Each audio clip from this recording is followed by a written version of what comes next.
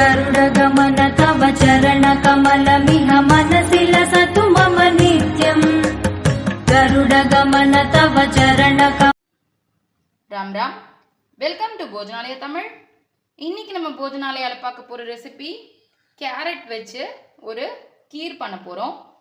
சிம்பிளான ஈஸியான ஹெல்த்தியான ரெசிபி. நிறைய பாயசம் ஸ்வீட்ஸ் எல்லாம் நம்ம பண்ணிருப்போம். இந்த கேரட் கீர் கொஞ்சம் டிஃபரெண்டா டேஸ்டா இருக்கும். ஸோ இந்த வீடியோக்குள்ள போறதுக்கு முன்னாடி நம்மளோட போஜனாலயா தமிழ் சேனலை மறக்காம சப்ஸ்கிரைப் பண்ணிக்கோங்க. ரெசிபிக்குள்ள போலாம். கேரட் கீர் பண்றதுக்கு நான் ஒரு 4-5 கேரட், சின்ன சைஸ் கேரட் என்கிட்ட இருந்தது, சின்ன சைஸாக இருந்தது. ஸோ அதில் ஒரு 5 கேரட் எடுத்துகிட்டு இருக்கேன். ஜஸ்ட்டு நல்லா மண் எல்லாம் போக வாஷ் பண்ணிவிட்டு லைட்டாக தோலை பீல் பண்ணிவிட்டு, ஃபுல்லாக பண்ணலை, லைட்டாக பண்ணியிருக்கேன். பண்ணிவிட்டு இந்த மாதிரி ரஃப்பாக கட் பண்ணி வச்சுருக்கேன். இது நம்ம இப்போ என்ன பண்ண போகிறோம்னா, ஒரு கடாயில் நெய் விட்டு வச்சுருக்கேன் ஆல்ரெடி. அதில் இந்த கேரட்டை போட்டு ஜஸ்ட்டு ஒரு 2 நிமிஷம் வதக்கிக்க போகிறோம். இது வந்து நம்ம ஏன் வதக்குறோம்னா, அந்த பச்சை வாசனை போகிறதுக்காகவும், இதை நம்ம அரைக்கணும். ஸோ ஈஸியாக அரைப்படுறதுக்காகவும், அந்த பச்சை ஸ்மெல் போகிறதுக்காகவும் லைட்டாக வதக்குறோம். ஒரு 2 நிமிஷம் வதங்கட்டும். வதங்கினதுக்கப்புறம் பார்க்கலாம். இந்த கேப்பில் என்ன பண்ண போகிறோம்னா, நான் வந்து ஒரு 10-12 பாதாம் கொதிக்கிற வெந்நீரில் போட்டு வச்சுருக்கேன். ஜஸ்ட் நம்ம இதை ஊற வைக்கிறதுக்கு டைம் இல்லை, திடீர்னு நம்ம இந்த ரெசிபி பண்ணுறோம் அப்படின்ற பட்சத்தில் இந்த மாதிரி கொதிக்கிற வெந்நீரில் பாதாமை போட்டுக்கணும். இல்லை சப்போஸ் நம்ம முன்னாடியே பிளான் பண்ணிட்டோம்னா, இது வந்து நம்ம கொஞ்சம் ஏர்லியராக பிளான் பண்ணிட்டோம்னா தண்ணியில் ஒரு 2 மணி நேரம் ஊற விட்டுக்கலாம். நான் திடீர்னு பிளான் பண்ணேன் இது. ஸோ அதனால் கொதிக்கிற வெந்நீரில் இந்த மாதிரி பாதாம் போட்டு வச்சுருக்கேன். இதோட தோல் எல்லாத்தையும் நம்ம உரிச்சிக்க வேண்டியதான். இது வதங்கிடுச்சு. ஜஸ்ட்டு இது சாஃப்டன் ஆனால் போதும், ரொம்ப வதக்கினோன்னா கலர் மாறிடும். ஸோ வதங்கிடுத்து. இது நம்ம ஆஃப் பண்ணிவிட்டு நல்லா ஆற விட போகிறோம். இதை அரைக்கிறதுக்கு நம்ம என்ன பண்ண போகிறோம்னா, காய்ச்சி ஆற வச்ச பால் கொஞ்சமாக சேர்த்து அரைச்சிக்க போகிறோம். பச்சை பாலை விட காய்ச்சி ஆற வச்ச பால்னால் கொஞ்சம் பெட்டராக இருக்கும். ஸோ அந்த பாலையும் நம்ம தோலெல்லாம் உரிச்சு வச்சுருக்க இந்த பாதாமையும், இந்த கேரட் பாதாம் பால் ஊற்றி நம்ம நல்லா விழுமின அரைச்சி எடுத்துன்னு வர போகிறோம். நல்லா ஆறட்டும். அரைச்சி எடுத்துன்னு வந்துட்டு காமிக்கிறேன். இப்போ இந்த கேரட் பாதாம் பால் விட்டு நம்ம நல்லா நைஸாக அரைச்சி எடுத்துன்னு வந்தாச்சு. இதை அப்படியே நம்ம இந்த பேனுக்கு திரும்பவும் மாற்றிட்டு கொதிக்க விட போகிறோம். இப்போ இதை இந்த பேனில் நம்ம ஆட் பண்ணியாச்சு. கொஞ்ச நேரம் பச்சை ஸ்மெல் போகிற அளவுக்கு கொதிக்க விடணும். இதில் நம்ம காய்ச்சி ஆற வச்ச பால் விட்டு தான் அரைச்சிருக்கோம். பட் இது கெட்டியமாக இருக்கிறதுனால இதில் இன்னும் கொஞ்சம் பால் சேர்த்துக்கிறோம். இதுவும் அதே மாதிரி காய்ச்சி ஆற வச்ச பால் தான். ஸோ இதையும் சேர்த்து ஒரு 5-10 நிமிஷம் நம்ம பச்சை ஸ்மெல்லு போகிற அளவுக்கு நல்லா கொதிக்க விட போகிறோம். அதுக்கப்புறமா இது கொதிச்சதுக்கு அப்புறமா நம்ம இதில் சர்க்கரை சேர்த்துக்க போகிறோம்.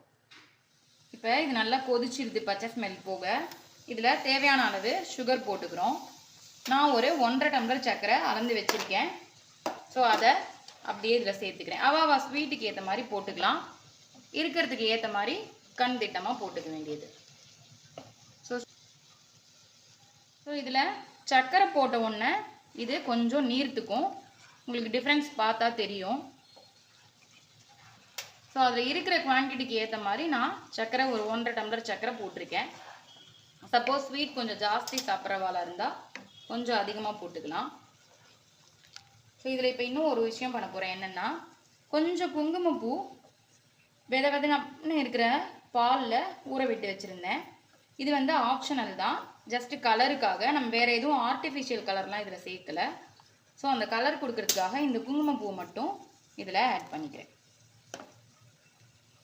ஸோ இந்த குங்குமப்பூவோட கலர் வந்து இந்த ஆரஞ்சோடு சேர்ந்து நல்ல ஒரு கலர் கொடுக்கும், ரொம்பவே டேஸ்ட்டாக இருக்கும். ஸோ அதனால் சுகர் கரையட்டும் 2 நிமிஷம். இப்போது கீர் ரெடி ஆகிடுது. நம்ம முந்திரி திராட்சை மட்டும் இதுக்கு தாளிச்சு கொட்ட போகிறோம்.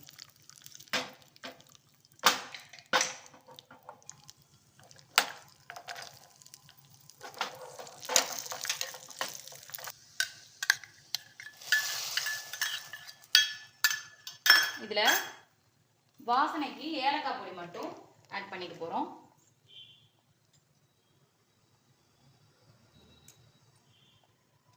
அவ்வளோதான். இப்போது அடுப்பை ஆஃப் பண்ணிட வேண்டியது. அவ்வளோதான், சூப்பரான கேரட் கீர் ரெடி ஆகிடுது.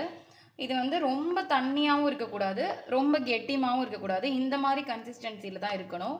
ஸோ இது வந்து ஆற வச்சு நம்ம சில் பண்ணி ஒரு டெசர்ட் மாதிரியும் சர்வ் பண்ணலாம். சூடாகவும் குடிக்கிறதுக்கு ரொம்ப சூப்பராக இருக்கும். வித்தியாசமான ஒரு பாயசம், டெசர்ட் வெரைட்டி. ஸோ எல்லாருமே ட்ரை பண்ணி பாருங்க. இந்த கீரை ரொம்பவே ஈஸி தான். ஒரு 5-6 கேரட்டும் 5-6 முந்திரி பாதாம் இருந்தால் போதும். ஈஸியாக சிம்பிளாக ஆற்றுல இருக்கிற திங்ஸை வச்சு நம்ம பண்ணிடலாம். ஸோ இந்த குங்குமப்பூ வந்து போடணுன்னு அவசியம் கிடையாது, அது ஆப்ஷனல் தான். நம்ம ஆர்டிஃபிஷியல் கலர் எதுவுமே சேர்க்கலை.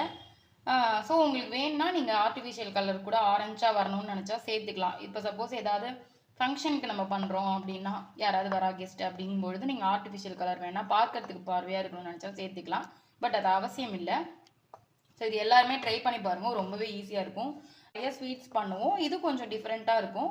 எல்லாருமே ட்ரை பண்ணி பார்த்துட்டு மறக்காமல் எப்படி இருந்ததுன்னு எனக்கு கமெண்ட் பண்ணுங்க. திரும்பவும் ஒரு சூப்பரான ரெசிபியில் மீட் பண்ணுறேன். தேங்க்யூ. ராம் ராம்.